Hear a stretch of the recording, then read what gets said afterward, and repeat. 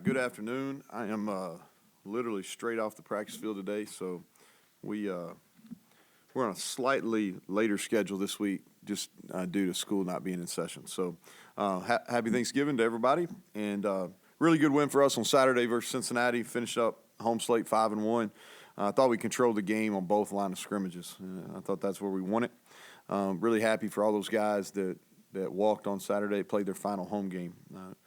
Glad they got to finish with a win. I'll kind of recap the game. Special teams, thought the positives were this. We only punted one time, and I thought our coverage was good. Our kickoff coverage has been much improved. They tried to bring one out, and I think we tackled it inside the 20 and got a block in the back penalty as well because we did a really nice job with the technique that we coach, and they had to start within the 10.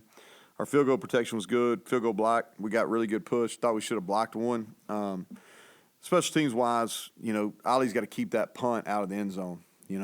I think we had a chance to pin him inside the 10. He kicked it in the end zone. And then our punt return group's got to do a better job giving Preston some space. We did a much better job of that early in the year. Not good enough on Saturday. Defensively, I think the positives, fast start, 4 punts to start the game. And I thought we held I think they were 5th in the country in rushing coming in the game. We held them well below their average. Both rushing and total offense well below their average. And, Kiner, who I think is really good running back, we held him to under 60 yards. And so I thought our run fits were really good. I thought we got a bunch of hats to the ball. We still missed some tackles, but we had guys there to cover it up. And we got improved. We didn't finish very well in the fourth quarter. And so we had some different guys out there, but we still got to play the way you're supposed to play. And then we got to get some takeaways. They did not turn the ball over. And we had our hands on two big missed opportunities on interceptions that both of those may have resulted in points. So offensively, positives, we ran the ball for 424 yards and averaged 9.8 yards per play. And so held the ball for 35 minutes, 8 of 11 on end-of-possession downs. And so a lot of explosive plays. The things that weren't good enough, we had 2 penalties that killed drives. The first drive of the game, we're driving, we get a holding penalty, and then we miss a field goal. Second one, we get a tripping call, which was the right call on Jaheim, and then we throw an interception that the ball should have never been thrown. And so we got to clean up those things. But finishing up Cincinnati, players of the week, offensive lineman of the week. There's a guy that was really challenged all week. Probably had the toughest matchup on the entire field against their best player, and he graded out 95%, had 43 production points, 10 great blocks, 2 knockdowns, and Zach Frazier he played really, really well. And that'll be a game that'll help him as he gets into senior bowl and all the draft stuff. So special teams player of the week, we did special teams this week.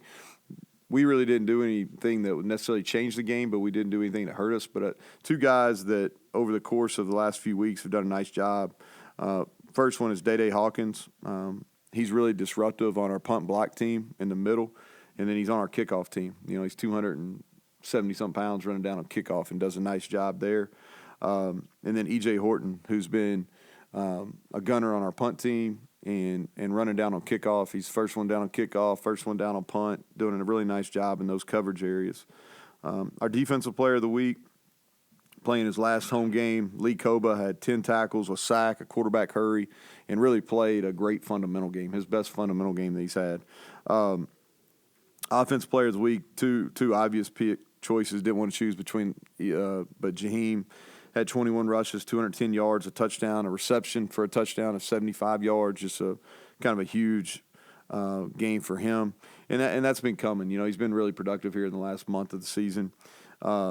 Month and a half, I should say. Then Garrett with a bounce back, 11 rushes, 154 yards, 3 touchdowns, 12 of 19 passing for 210 and a touchdown. So big, really big bounce back game for him. I was happy for him. The Blue Collar Award that we give on offense, Traylon Davis and Jaquay Hubbard. Jaquay played his best game of the year. Played a lot of football here. He's really physical in the game. And then Traylon was really a key. We ran a lot of counter where he was the second puller, and I thought he played his best game. And defensively, Jared Bartlett played his best game. May not show up in the stat, but really big reason why we fit the run game so well. was how he played to the boundary. And we cleaned up some mistakes that he made, and he ran out and played really good fundamental and did his job within the defense. And then Ben Cutter played well. Only had 4 tackles on the day, but did a nice job spilling the football, getting it back to other people. And so our scout team players, C.J. Cole on offense, who starts on 2 special teams for us, turned into a really good special teams player. Scout defense player Corey McIntyre, who played in the game, really should have had a sack. But he's coming along. He's going to be a really good player here. I'm glad we get to redshirt him, but he's going to be a really good player. And then our scout special teams player is Teran Fitzpatrick, who's from George Washington down Charleston. And so he did a nice job. And then our Juice Award, our Energy Award, Grayson Malashevich, who's battled back from a couple injuries and back on our punt return team starting, but he had great energy in the game. So that's kind of a wrap-up on Cincinnati. Moving on to Baylor. I tell our guys, if you want to be a pro, this is the week where you're kind of in training. There's no class in session. It's just kind of football, and I guess the secondary piece would be food. But it's all football, and so we're going to go to Baylor. It's a tough place to play. You know, we haven't had a lot of success there as a program, and a lot of respect for Dave Aranda. You know, I think as a person, as a head coach, and as a defensive mind, a lot of respect for him. If you look at him from a special teams standpoint, first thing is their special teams analyst was here with us for 2 years, Tyler Hancock, and they're really good on punt. They've done a nice job of covering. Their kickoff returns have had several explosives. You know, they mix up the returners. And then their punt return's been the real bright spot for them. And they've got one of the receivers, number 34, Josh Cameron, and he's a big kid, man. He's 6'1", 215, 220 pounds, so bigger than your normal punt returner, but he's doing a really nice job, you know, and he's had multiple explosive returns. And then they've been they've ran a lot of fakes, field goal fake, punt fake. They've tried an onside kick. I mean, they've done a bunch of different things here in the last few weeks, so we've got to be aware. Offensively, Coach Grimes does a really good job. You know, they're unique in our league.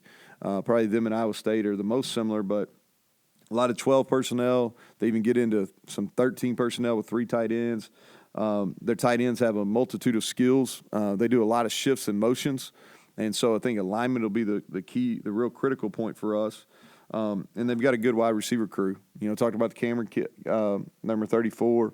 Monterey Baldwin can really run. He had a big game against us last year as a true freshman. I mean, he's fast. And then the guy that's really came on is Jackson, number 11, and probably been their most consistent.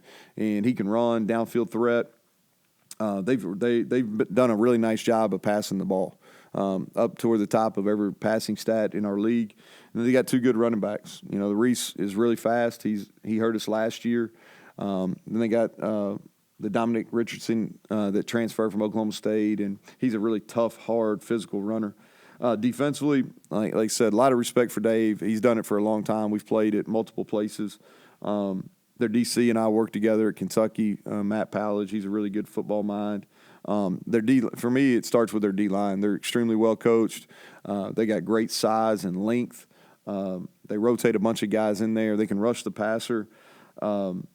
You know, they're going to play in a lot of different fronts, a lot of simulated pressures, 4 or 5 man pressures, mix up their coverage looks, and it'll be a challenge. They're going to definitely try to confuse Garrett. Always have a really good third down package, and so the key for us is we've got to have a good week, you know, and then we got to handle the travel and handle playing at night down in a venue that we've struggled at. So we've got to be able to answer that. And we're playing, other than the Oklahoma game, we've played our best football down the in the last part of the season. We got to continue that and get better on Tuesday and Wednesday and go try to get our 6th conference win or 8th win of the season. So with that, questions, John, you start us off there, bud. I'm starting you off? Yep. Okay. Greg's down, Kevin's down. Bob skipped on Saturday, so you're up. Yeah, well, let me think of one. No, just overall, are you happy with where your offense is progressing with Garrett and the way you're been able to play off of different things with his running game and so forth? So if that Oklahoma game went still stuck in my mind, the answer would be yes. But like, you know, that was a setback for sure. But we're becoming kind of who I thought we would be when we kind of made this shift. Three or so games left in the year last year, where we're making it difficult to defend the entire field. From a run game perspective, from sideline to sideline. We're splitting the defense, doing a bunch of different things, off some base run plays, and then vertically getting the ball downfield. And so, and it's all dependent on how our quarterback plays. And he's played, other than the Oklahoma game, I think his level of play has continued to get better and better. And other than one real boneheaded throw the other day, he's taking care of the football. And so, I think there's things we can continue to get better at, but I like kind of where we're heading offensively. Real quick here, is it nice to be able to have explosives? You think of the baseball analogy, it takes 3 hits to get a run instead of a 3-run homer. You're starting to get those 3-run homers.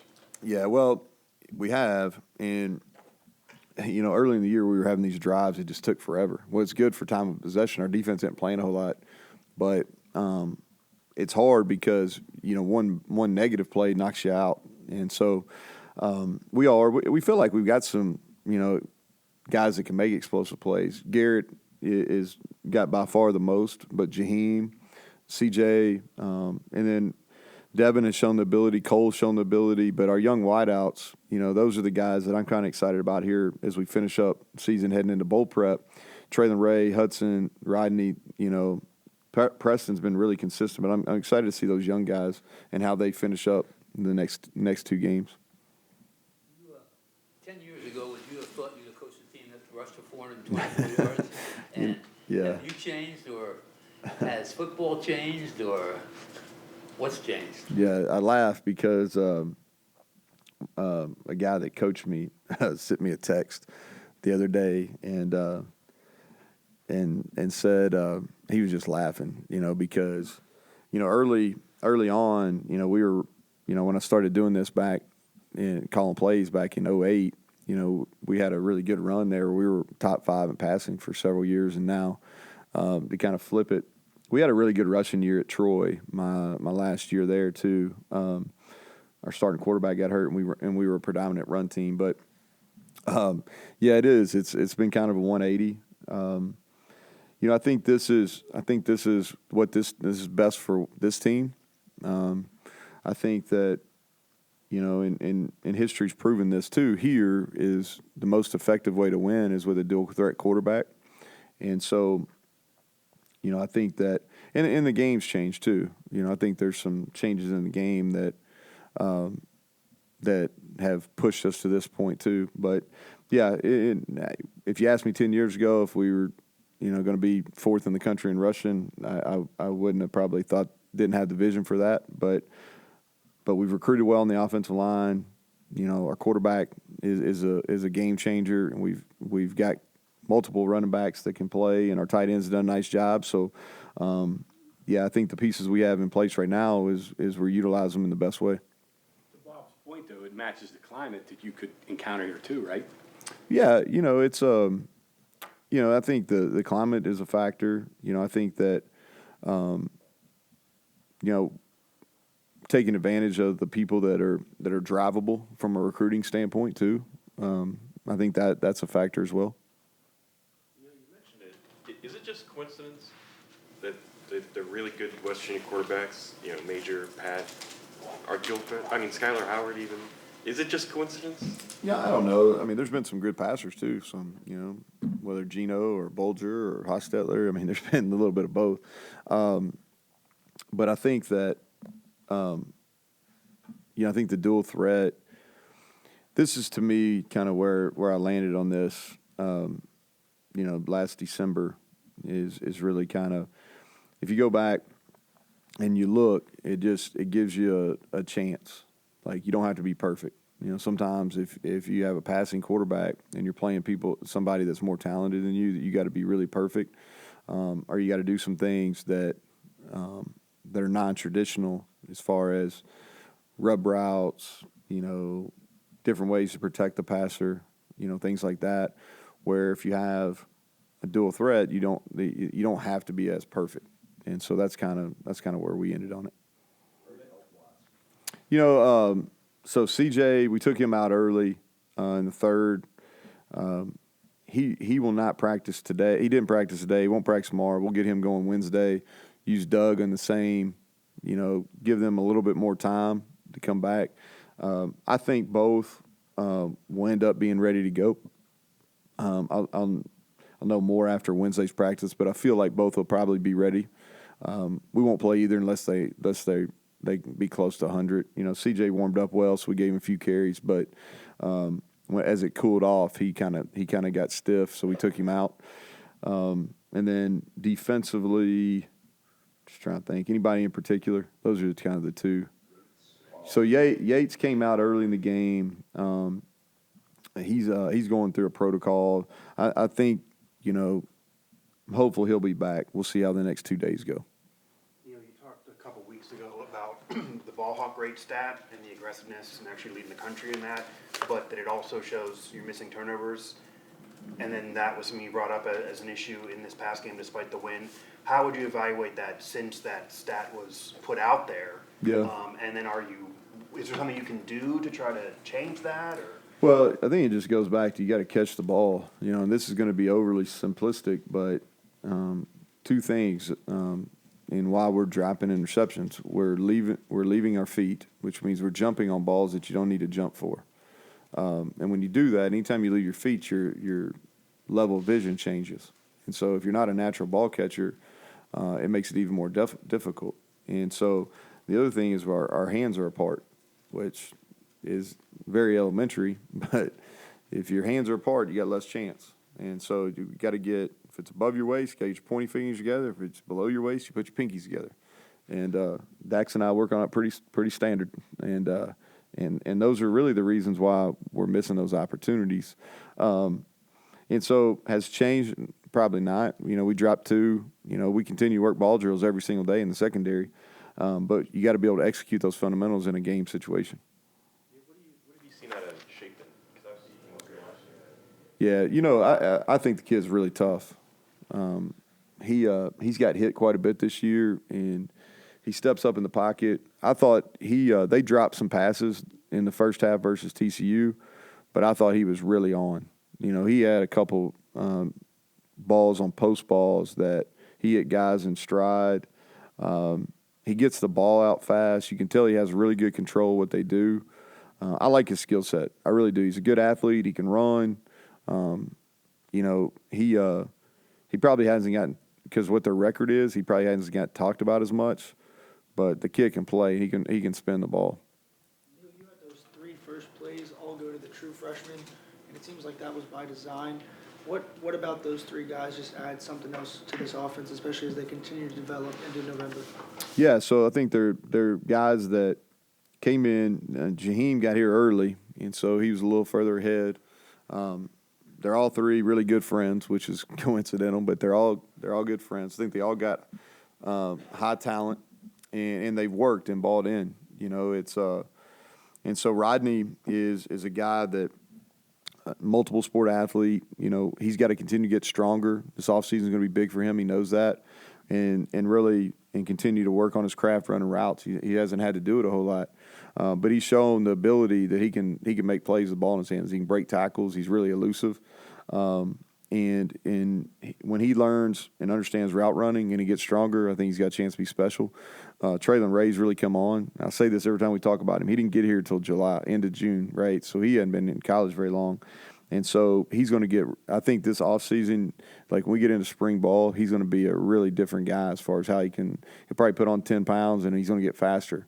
And I think he's got a chance to be an elite outside receiver.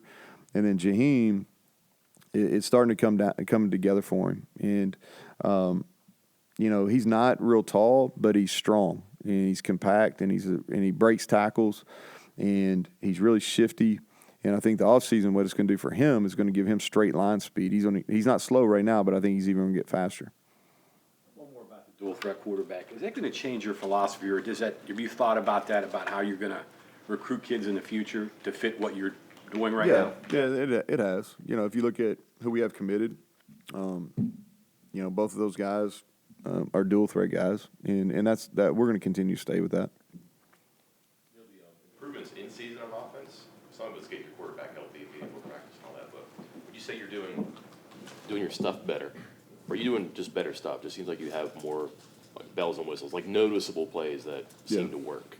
So what really, and I think, and you may have asked this a couple weeks ago, but early in the season, once Garrett got hurt, we had to be really careful because it wasn't Nico's lack of ability to do what we're doing. He's more than capable, but we had to be really careful with running him because we didn't have anybody with any experience behind him, and so we had to go in kind of and be a lot more conservative than we really wanted to, even in the run game, as far as not doing a bunch of the read stuff and things like that could potentially put him at risk.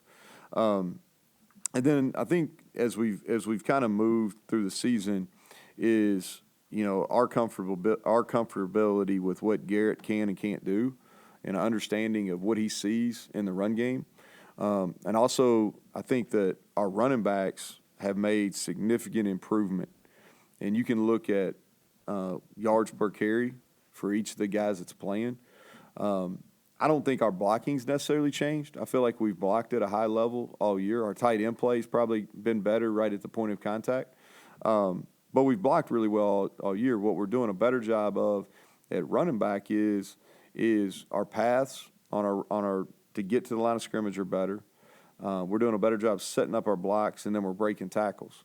And so I think those are probably the two areas at quarterback, just understanding kind of what he does best, and then making sure we have two healthy ones, and then our running backs just improving their play. And then from a game plan perspective, we are doing a little bit more. Again, I think that goes back to Garrett growing and us having a lot more confidence in him. About just putting a lot on his shoulders. When do you feel comfortable doing that? Is it after a period of time? Do you see things consistently? It just seems like a lot to say about someone. Yeah, so really we started like back in the spring, and he's kind of a trial and error guy. Like he's gonna yes sir, yes sir, yes sir, and then he says that, and I'm like we'll see if he really gets that or not.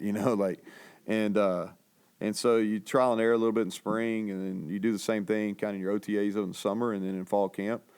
Kind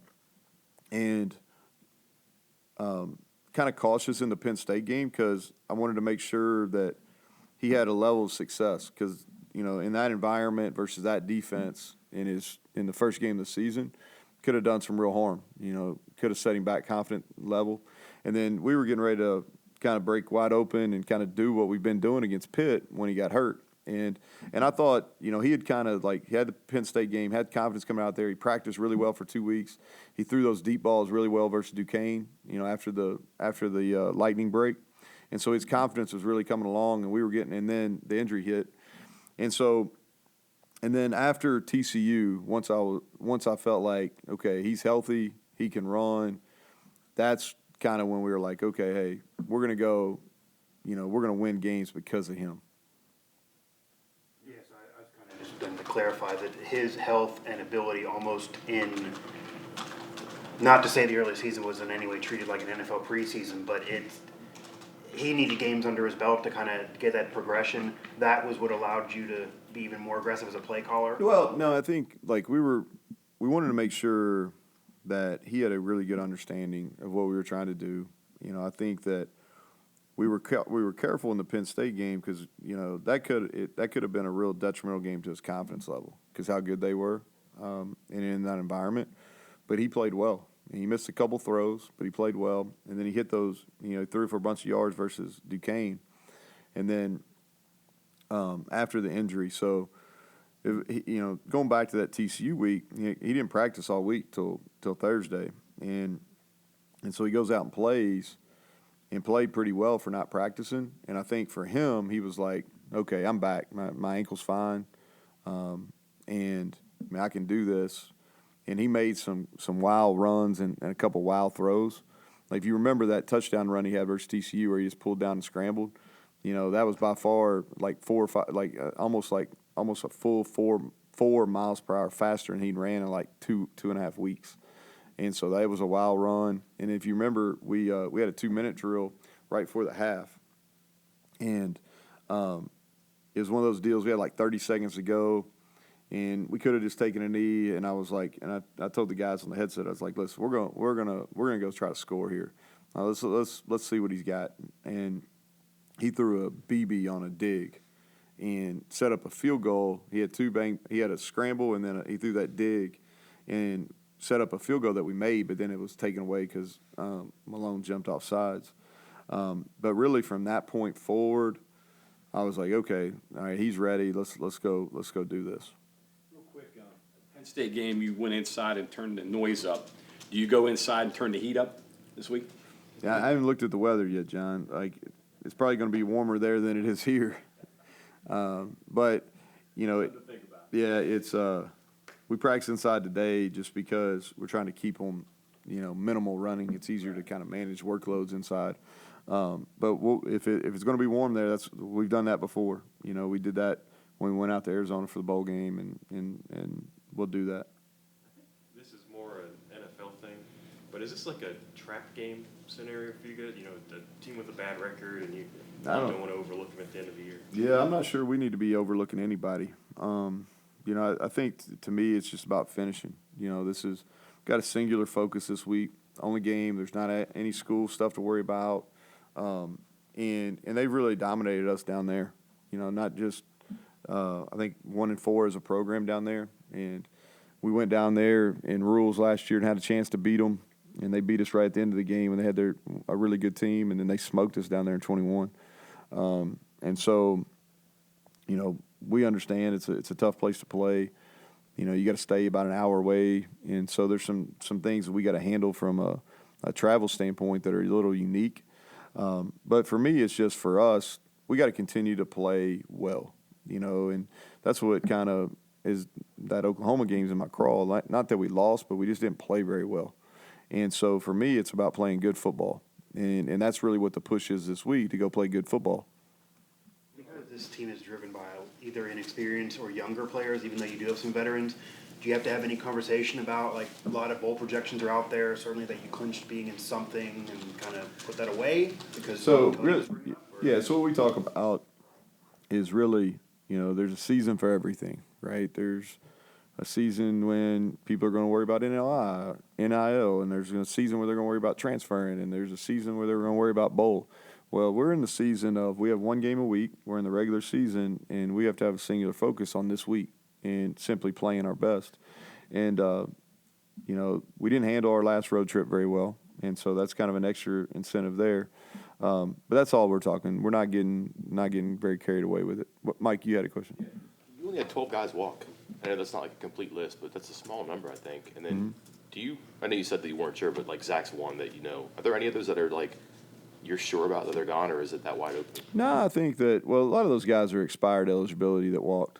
And here's how I handle this, and this is probably simplistic, but this is in a team meeting. I say, if you want, whoever's going to walk for senior day, you'll stay so I can talk to them and see who's going to walk. And then that's how we take who's going to walk. It's not, a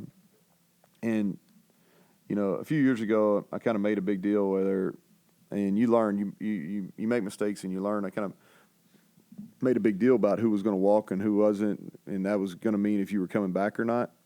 And so I don't think that's the best way to handle it. I made a mistake then, so now just kind of we'll handle all those decisions after the regular season as far as, who's coming back, who wants to use the extra year. But those are the guys that wanted to walk, like Doug Nestor walked last year. He came back. We had other people Dante did it twice. I call them senior day veterans. So just because somebody walked doesn't mean they're not coming back. But it just means that, I think that they're kind of thinking through what their future's going to be. I know this goes against the whole singular focus piece here, but when it comes to the transfer portal, what positions are you guys going to be focusing on? Ask me next week. Ask me next week. That's what, here's you got to remember, like as a coach, I got to be singular focused too. So I've got people that work on those things, and we'll deal with that probably as soon as I get on the plane to come back from Waco. So I won't dodge that question. I won't dodge that next week, but this week I will. All right. Y'all have a good Thanksgiving. Thanks.